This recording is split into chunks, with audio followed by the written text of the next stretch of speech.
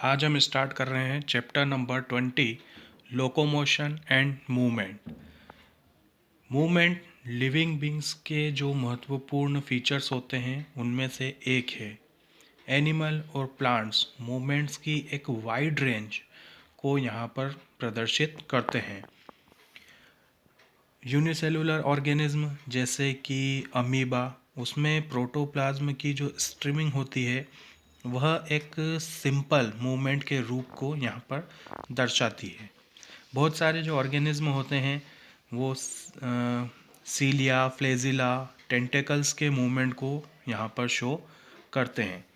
Human beings अपने limbs, jaw, eyelids, टंग, इन सबको move कर सकते हैं। कुछ मूवमेंट के परिणाम स्वरूप प्लेस या लोकेशन में परिवर्तन हो जाता है, चेंज हो जाता है। ऐसे वॉलंटरी मूवमेंट्स को हम लोकोमोशन कहते हैं। चलना, दौड़ना, चढ़ना, उड़ना, तैरना, ये सब लोकोमोटरी मूवमेंट्स के कुछ रूप होते हैं। लोकोमोटरी जो स्ट्रक्चर्स होते हैं ऑर्गेनिज्म के अंदर, वह केवल लोकोमोशन ही नहीं करते हैं, इसके साथ साथ वह कुछ और भी जो वर्क होते हैं उनमें भी यहाँ पर हेल्प करते हैं। जैसे कि एग्जांपल के तौर पर हम देखें तो पैरामीशियम में जो सीलिया होते हैं वह साइटोफेरिंग्स के थ्रू फूड के मूवमेंट में हेल्प करते हैं और साथ में लोकोमोशन भी करते हैं। हाइड्रा में जो टेंटिकल्स होते हैं वह शिकार को पकड़ने के साथ साथ लोकोमोशन के काम में भी यूज़ में लिए जाते हैं। हम हमारी बात करें तो जो लिम्स होते हैं हमारे बॉडी के जो अंग है वह बॉडी पोस्चर्स में परिवर्तन के साथ साथ लोकोमोशन का काम भी करते हैं। तो हम इन सारे ऑब्जर्वेशंस के आधार पर यहाँ पर यह सजेस्ट कर सकते हैं कि मूवमेंट और लोकोमोशन को अलग अलग स्टडी नहीं किया जा सकता है। एक स्टेटमेंट के थ्रू हम इन दोनों को लिंक कर सकते हैं। हम कह सकते हैं कि सारे लोकोमोशंस मूवमेंट हैं, बट सभी मूवमेंट्स लोकोमोशन नहीं होते हैं। देखिए, अलग अलग एनिमल्स जो होते हैं वह लोकोमोशन की अलग अलग जो मेथड्स होती हैं उनको यहाँ पर परफॉर्म करते हैं। इन लोकोमोशन की मेथड को वह उनके हैबिटेट्स और जो सिचुएशन की डिमांड होती है उसके अकॉर्डिंग यहाँ पर परफॉर्म करते हैं। हालांकि जो लोकोमोशन होता है वो generally food, shelter, mate, suitable breeding grounds, favourable climatic conditions, इनकी सर्च के लिए किया जाता है, या फिर अपने जो एनिमीज़ होते हैं, जो प्रीडेटर्स होते हैं, उनसे भागने के लिए या उनसे बचने के लिए यहाँ पर लोकोमोशन सामान्य तौर पर किया जाता है। अब हम हमारे अगले टॉपिक पर आते हैं, टाइप्स ऑफ मूवमेंट के प्रकार। ह्यूमन बॉडी की जो सेल्स होती है वह मेनली यहाँ पर 3 टाइप्स के मूवमेंट को शो करती है: अमीबॉइड, सिलियरी और मस्कुलर।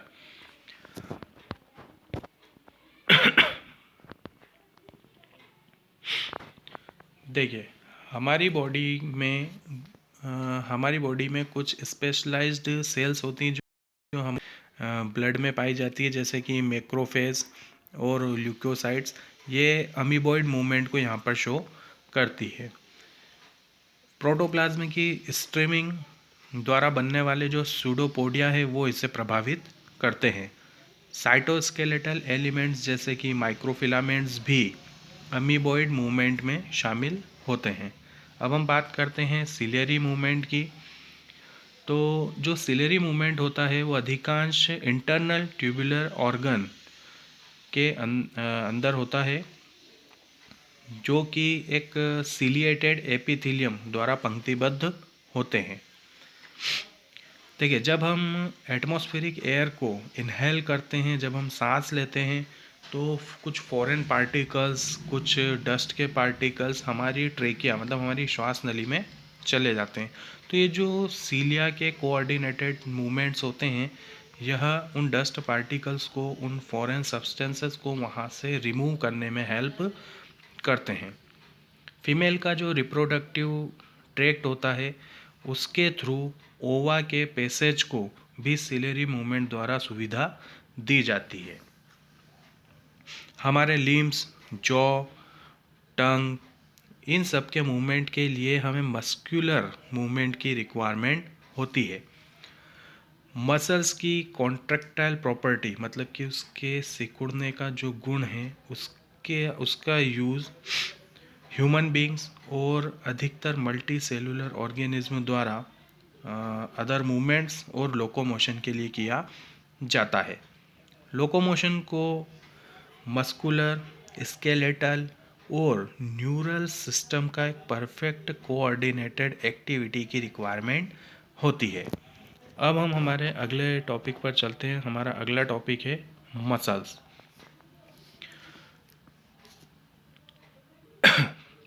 हमने पिछली क्लास में जो हमारा चैप्टर 8 था, तो उस चैप्टर 8 में हमने पढ़ा था कि जो सेल मेम्ब्रेन होते हैं उसके ऊपर वहाँ पर सीलिया और फ्लेजिला हमें आउटग्रोथ के रूप में दिखाई देते हैं। जो फ्लेजिलर मूवमेंट होता है वह फ्लेजिलर मूवमेंट स्पर्मेटोजोआ को तैरने में, स्पंज के कैनाल सिस्टम में वाटर करंट को बनाए रखने में और कुछ प्रोटोजोन्स जैसे कि यूग्लिना के लोकोमोशन में वहाँ पर हेल्प करता है। मसल्स एक स्पेशलाइज्ड मेसोडर्मल ओरिजिन का टिश्यू है। एक एडल्ट ह्यूमन की जो बॉडी का वजन होता है उस बॉडी के वेट का 40 to 50% मसल्स का वेट होता है। इनमें कुछ स्पेशल प्रॉपर्टीज़ पाई जाती है, जैसे कि यहाँ पर हम देखें तो एक्सेस्टेबिलिटी, कॉन्ट्रैक्टिलिटी, एक्सटेंसिबिलिटी और इलास्टिसिटी इनमें पाई जाती है। मसल्स को डिफरेंट क्राइटेरिया नेमली लोकेशन, अपीयरेंस और उनकी एक्टिविटी के रेगुलेशन के नेचर के अकॉर्डिंग क्लासिफाइड किया जाता है। लोकेशन की बेस पर यहाँ पर मसल्स को 3 टाइप्स में हम आइडेंटिफाइड करते हैं। फर्स्ट स्केलेटल, सेकंड विसरल और थर्ड है कार्डियक। तो सबसे पहले हम स्केलेटल मसल्स की बात करते हैं। तो हमारी बॉडी का जो स्केलेटल कंपोनेंट्स होते हैं उससे यह स्केलेटल मसल्स बहुत ही क्लोजली एसोसिएटेड होती है, बहुत क्लोजली उससे जुड़ी हुई होती है। जब हम माइक्रोस्कोप में इसकी स्टडी करते हैं तो हम देखते हैं कि वहाँ पर एक स्ट्रिप्ड अपीयरेंस हमें दिखाई देता है, इसलिए इन मसल्स को स्ट्रिएटेड मसल्स कहा जाता है। इन मसल्स की एक्टिविटी नर्वस सिस्टम के वॉलंटरी कंट्रोल के अंडर होती है, इसलिए इन्हें हम वॉलंटरी मसल्स भी कहते हैं। इन मसल्स का जो प्राथमिक कार्य होता है, जो प्राइमरली यह लोकोमोटरी एक्शंस और बॉडी पोस्चर्स के चेंज में इन्वॉल्व होती हैं, उसमें शामिल होती हैं। अब हम बात करते हैं विसरल मसल्स की।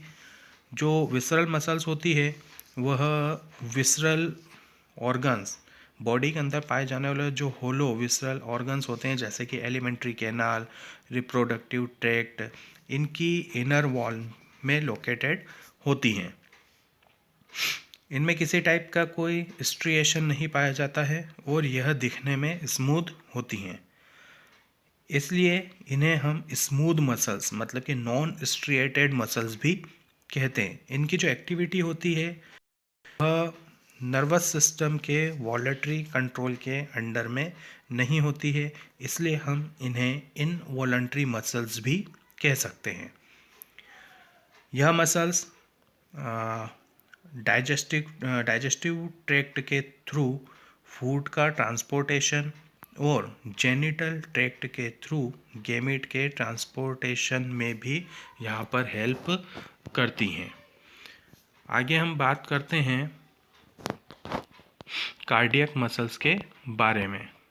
ठीक है, तो जो कार्डियक मसल्स होती हैं वह कार्डियक मसल्स जो हैं हार्ट की मसल्स होती हैं। हार्ट की मसल्स को कार्डियक मसल्स कहा जाता है। बहुत सारी कार्डियक सेल्स आपस में एक ब्रांचिंग पैटर्न में यहाँ पर असेंबल होकर कार्डियक मसल्स का फॉर्मेशन करती है। अपीयरेंस के तौर पर देखें तो जो कार्डियक मसल्स होती हैं वो स्ट्रिएटेड होती हैं। They are involuntary in nature as the nervous system does not control their activities directly. मतलब कि यह कार्डियक मसल्स जो हैं वो स्ट्रिएटेड होती हैं, पर यह नेचर में कैसी होती है, इनवॉलंटरी होती है। इसका मतलब कि जो नर्वस सिस्टम होता है उस नर्वस सिस्टम के अंडर में इनकी एक्टिविटीज़ नहीं होती है। अब हम यहाँ पर एक स्केलेटल मसल्स को एग्जामिन करते हैं, उसकी डिटेल स्टडी हम यहाँ करते देखते हैं कि उसमें कॉन्ट्रैक्शन का मैकेनिज्म कैसा है और यहाँ पर उसका स्ट्रक्चर कैसा होता है।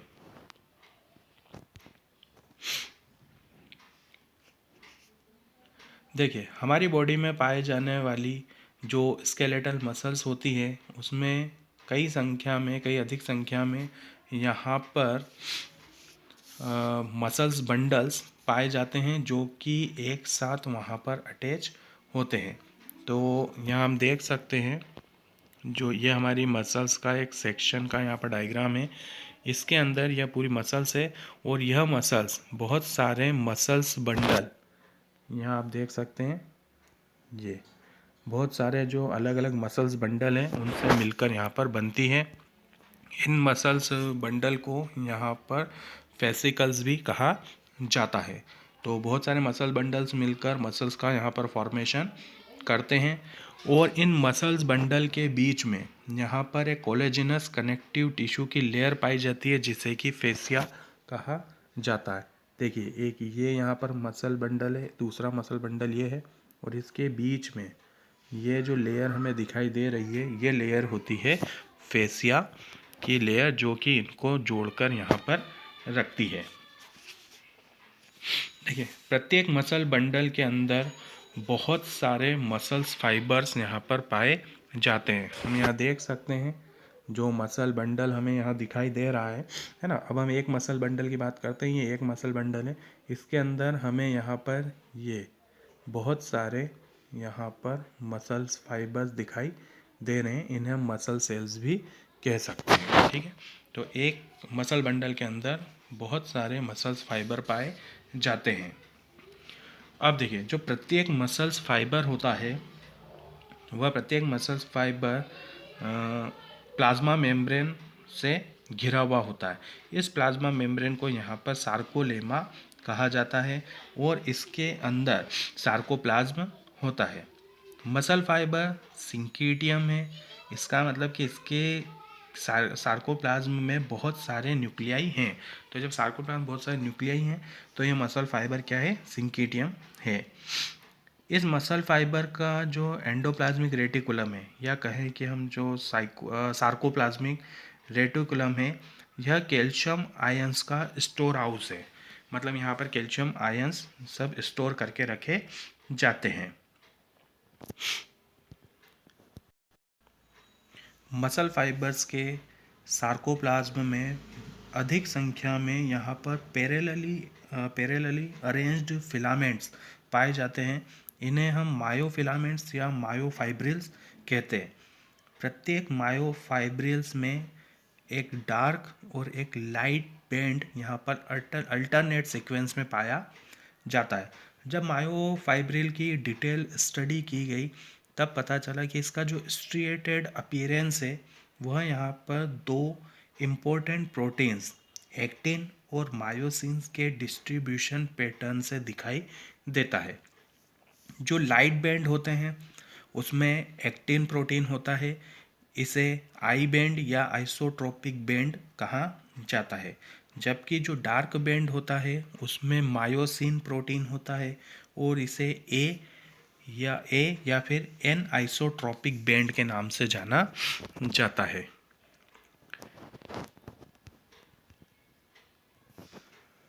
देखिए, ये जो दोनों प्रोटीन्स होते हैं इनका जो स्ट्रक्चर है वो रॉड शेप्ड होते हैं। मतलब ये दिखने में रॉड शेप्ड होते हैं दोनों प्रोटीन, और यह दोनों एक दूसरे के पैरेलल यहाँ पर अरेंज होते हैं।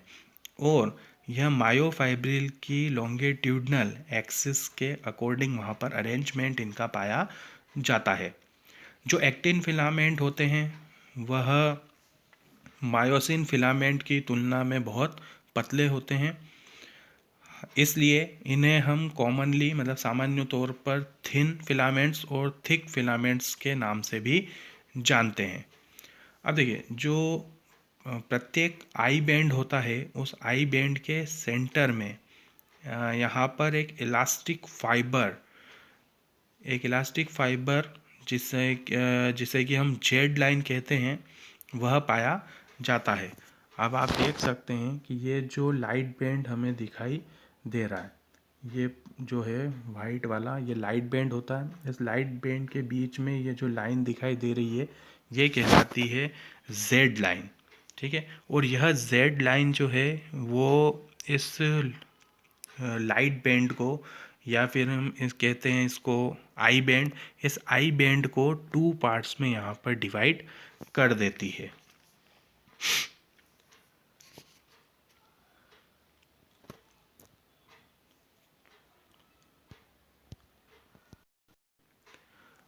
थिन फिलामेंट्स जो होते हैं वह इस जेड लाइन से बहुत मजबूती से जुड़े हुए होते हैं। ए बैंड में थिक फिलामेंट्स को भी इस बैंड के बीच में एम लाइन नामक एक थिन फाइब्रस मेम्ब्रेन के साथ रखा जाता है। ए और आई बैंड जो होते हैं वह मायोफाइब्रिल्स की पूरी लंबाई में यहाँ पर अल्टरनेटली अरेंज होते हैं। इसका मतलब कि ए बैंड फिर आई बैंड, उसके बाद वापस से ए बैंड, ऐसे करके अल्टरनेट सीक्वेंस में यहाँ पर इनका अरेंजमेंट होता है। अब देखिए, अब हम यहाँ पर देखते हैं कि 2 सक्सेसिव जेड लाइन के बीच का जो पोर्शन होता है, हम अभी यहाँ दिखाते हैं आपको। एक जेड लाइन यहाँ पर है और दूसरी जेड लाइन यहाँ पर है। इन दोनों जेड लाइन के बीच का जो मायोफाइब्रिल का यह जो पोर्शन है, इस पोर्शन को हम कहते हैं सार्कोमियर। यह पोर्शन सार्कोमियर कहा जाता है, जो कि 2 जेड लाइन के बीच में पाया जाता है। और यह जो सार्कोमियर होता है यह यहाँ पर as a contraction functional unit के तौर पर जाना जाता है। देखिए, जब रेस्टिंग स्टेट होती है, मतलब कि जब विश्राम अवस्था होती है, तो उस रेस्टिंग स्टेज में हम देख सकते हैं कि यहाँ पर ये जो आई बैंड है, इस आई बैंड के किनारे, है ना, ये जो आपका आई बैंड के जो थिन फिलामेंट्स है उनके किनारे इस थिक फिलामेंट के किनारे के ऊपर ओवरलैप हो जाते हैं। मतलब हम देख सकते हैं यहाँ पर कि ये जो है थिक फिलामेंट है ना, ये थिक फिलामेंट है, इसके ऊपर इस थिन फिलामेंट का जो किनारा है वो ओवरलैप हो चुका है। अब इसी वाले थिक फिलामेंट का जो दूसरा किनारा है, उस किनारे पर भी थिन फिलामेंट का किनारा ओवरलैप हो चुका है। मतलब कि थिन फिलामेंट्स के किनारे थिक फिलामेंट्स के किनारों को ओवरलैप करते हैं, पर इनके बीच का जो ये पोर्शन होता है, यह पोर्शन ऐसा का ऐसा खाली यहाँ पर छूट जाता है। इसके ऊपर किसी प्रकार की कोई ओवरलैपिंग नहीं होती है, ठीक है। तो यह जो पोर्शन है जिसके ऊपर थिन फिलामेंट्स की यहाँ पर ओवरलैपिंग नहीं होती है, इस पोर्शन को एच जोन कहा जाता है। तो आज का हमारा टॉपिक हम यहीं पर ओवर करते हैं। कल हम यहाँ पर स्टडी करेंगे नेक्स्ट क्लास में स्ट्रक्चर ऑफ कॉन्ट्रैक्टाइल प्रोटीन्स के बारे में। Have a good day, good bye.